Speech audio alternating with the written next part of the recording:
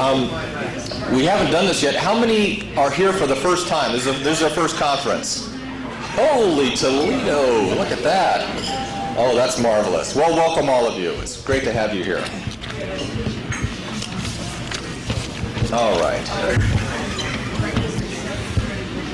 In 1993, many of us received in the mail a letter from the San Francisco Police Department informing us that our personal information had been found in the files of the Anti-Defamation League of B'nai B'rith, the ADL. As a result of this illegal spying activity, the ADL faced litigation on several fronts, not the least of which was a class action suit in which our next speaker plays a major role. Pete McCloskey is no stranger to the ADL's strong-arm tactics. As a Republican congressman in California, he was targeted by Jewish Zionist organizations for speaking out against Israel's illegal use of American-made cluster bombs in Lebanon. As you might guess, of anyone bold enough to stand up to the Israeli lobby, Pete McCloskey is one tough character.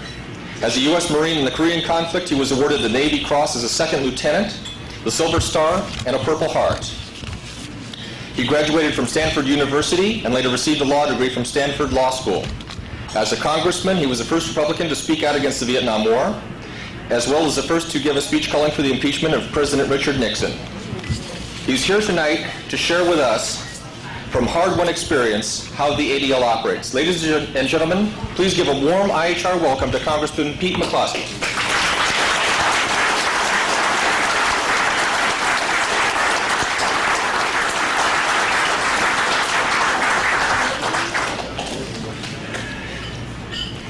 You might wonder why a man would leave Northern California and come to Southern California in the middle of a lovely weekend. I came because I respect the thesis of this organization.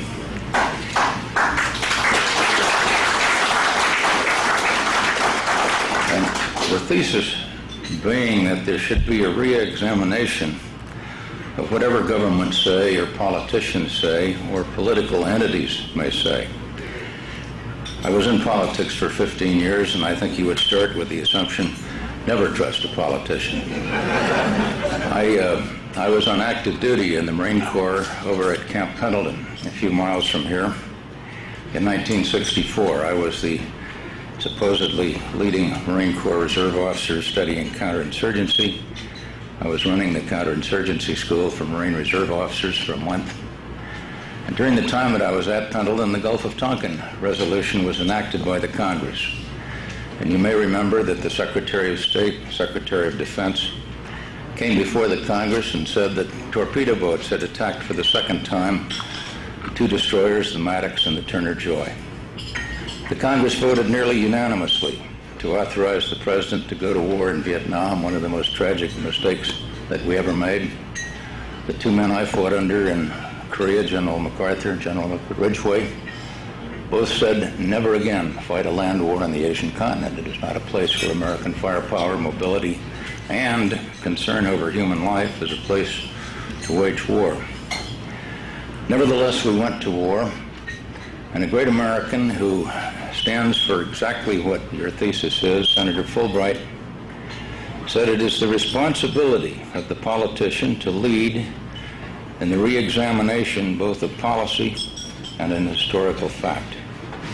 Because if you're going to make policy decisions, you need to know what the facts are. You may remember when President Lyndon Johnson resigned rather than run again for the presidency of the United States. Lyndon Johnson had told everyone in the Congress for some years that he knew we were doing the right thing. We had to bring the coonskin home in Vietnam because we couldn't afford to be, as Nixon had said, a pitiful, humble giant. We had to win that war. And every morning he got briefed by the CIA and the Defense Department, the State Department, the fact, and he was convinced we were winning the war. Well, one of the friends that I had in law school, my debate partner in the moot court debates at Stanford Law School in 1950 was John Ehrlichman. And I asked John, when he went to prison in 1975, what had caused him to become a corrupt servant to President Nixon, lie to the Congress. What had caused a fine, honest lawyer to become corrupt? And I asked him, why Henry Kissinger had been making the foreign policy of the United States rather than the Secretary of State William Rogers, who by law was entrusted with that responsibility. And he said, Pete, it's this way. When Richard Nixon every morning at 7 o'clock gets his briefing of the events around the world, there's a briefing from State, Defense, and the CIA. However, we can't trust any of those three agencies because their warfare amongst themselves are greater than their desire to tell the truth to the President of the United States. Therefore, Kissinger is the censor of those three reports. He takes State, Defense, and the CIA and interprets so that the President gets a single briefing from Henry Kissinger. Well, you can imagine what that could do to the policy of the United States, Kissinger's policy being what they were. Before I get to the Anti-Defamation League, though, I was struck in listening to the speeches today of the courage of the men who in France and Britain, Germany, New Zealand have spoken out against the commonly accepted concept of what occurred during World War II and the so-called Holocaust. And I wanted to tell you a story that every American ought to know, because we do have free speech in this country, and we have a judicial system with the right to jury trial. And whatever you may think of the ability of given judges or the ability of given members of the press and the independent judiciary have saved us from the kind of thing that have been described today in Germany or Britain or Canada. Britain and Canada have the Official Secrets Act. New Zealand, I remember going down to New Zealand one time, there were 100 members of the New Zealand legislature. And a radio talk show host had commented that, and some statistic, that 4% of the men in New Zealand were homosexual. That meant that in the New Zealand Parliament there might be 4 homosexuals. Well, they held him up in front of a committee of the New Zealand Parliament and threatened him with locking him up and throw away the key for contempt of the Parliament, which you could do in New Zealand, allegedly. Well, he whined and whimpered and said, well, I didn't mean to say 4 members of the Parliament are homosexual, but it's just the statistics, and if they properly represent the people of New Zealand, there would be 4 that are homosexual. Well, with his apology and humble, they let him go. Within 6 months, 3 members of the New Zealand Parliament had admitted they were homosexual. But the difference in America, how many of you know the story of John Peter Zenger? Yes. If you re-examine history, you go back to about the time George Washington was born in 1732, and we had a royal governor of the colony of New York named Cosby, and a very brave editor, maybe the David McCalder or the Mark Webber of his time, came out and said, Cosby is corrupt. He's taking money from the royal treasury. The government is corrupt, and the governor is corrupt. And they hauled him up for trial, and we had carried over the common law of England. We had the right to jury trial. And the Chief Justice, Delaney, instructed the jury, 12 men tried and true, you must find John Peter Zenger guilty because he has criticized the government.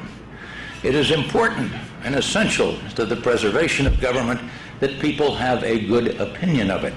Therefore, you must find him guilty.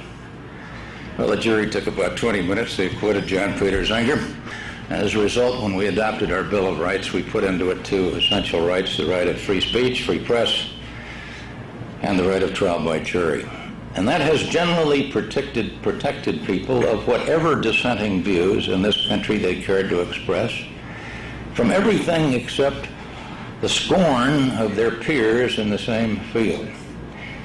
I may not agree with you on everything that I've heard today or what you may feel, but your right to say what you believe and to research facts which are allegedly true and to try to disprove them is perhaps the most important part of our democracy. And the fact that you're protected by the rights of free speech, the constitutional rights, and you ultimately have a trial to jury, that's what we're up against with the ADL now, and I think ultimately we're going to win. But when you think of those rights that they don't have in Canada or Great Britain or New Zealand or France or Germany, where people can go to jail for expressing unpopular thoughts, thank God we're Americans.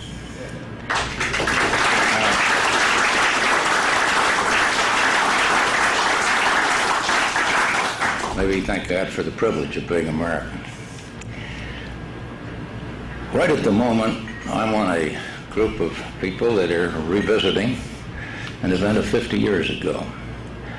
The alleged massacre of anywhere between 15 to 300 Korean civilians, women and children, under a bridge by the 7th Cavalry Regiment, famous for the Battle of the Little Bighorn under George Armstrong Custer. And we're interviewing people, and the Army is making an enormous investigation. This is the 50th anniversary of the Korean War. And thus far, in 105 interviews, we are getting conflicting stories, to the point where if you were to write the true history of what happened under this bridge, you would have to say there is evidence for and there is evidence against, and the credibility of the witnesses is very much important, and the memories after 50 years can be false. And people who, after wars, tend to build up their military records. One of the chief witnesses who, yes, I machine gunned several hundred people, has now been accused that he didn't get a battlefield commission, he wasn't in the unit, and he wasn't wounded, and he wasn't captured by the enemy. All things that he has written into the record as history. He became the president of the 7th Cavalry Association. So right at the moment, if you were to ask anyone, well, what is the truth of what happened 50 years ago? The finest investigative talent in the Army, which doesn't necessarily want to discredit the famous 7th Cavalry, finest people that can give it an independent review, people like Don Oberdorf or the Washington Post. We can't tell you at this point until we have heard all of the evidence, and even then we may not be able to tell you what the complete truth is.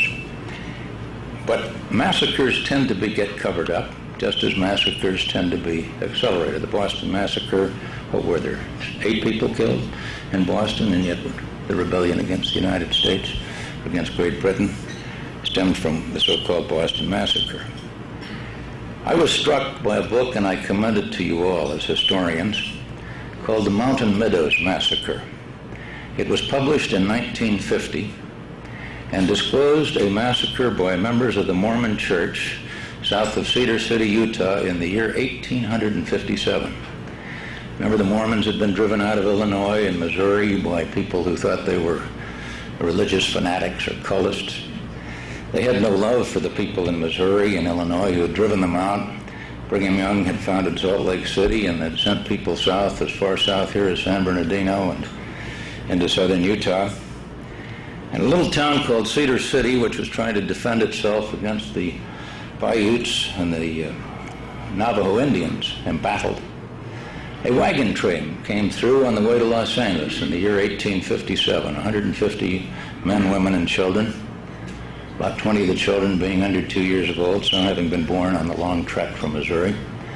When they passed through Cedar City, the Mormons didn't much like it. They had suffered at the hands of Missourians a few years earlier. And so as the wagon train moved south, it moved to a place called the Mountain Meadows, which was the last good grass for their horses and their cattle before they crossed down into the desert to pass Death Valley on the way to Los Angeles. They were surrounded by Indians, and they drew the wagons in a circle, and for 3 days they held the Indians off. And the story came down that for 90 years it was believed that the Indians had massacred that wagon train. A young Mormon woman, a Latter-day Saint, had heard rumors from relatives and friends. He started collecting diary entries, went to people and got their correspondence, finally developed the thesis that the Mormons had treacherously responded to the Indians by luring the 150 people out of the wagon train to give them safe conduct back to Cedar City, leaving their weapons behind, that the Mormons, facing a threat that the Indians would come after them if they didn't help them, as the column moved out a half mile and the men were in the van, each Mormon did a left face, leveled his rifle, and killed the member of the wagon train to his left. Some of the men shot into the air, as is alleged to have happened in Korea 50 years ago, but then the Indians rushed it out of the brush and massacred everyone except 20 children. That story was suppressed by the Mormon Church, people of Utah. It was never told for 93 years, from 1857 until 1950. And this lady published her book. She was threatened with death. She was deemed not a good Mormon, a terrible, lying person, to bring history 93 years forward that disclosed that the Mormon Church had covered up a massacre in which they were not only complicitous, they'd been guilty of treachery. So no one should trust the history, the common belief of what happened in any given year. Now let me go back a little to the question of the ADL. I've told you that in 1964 I was on active duty in the Marine Corps.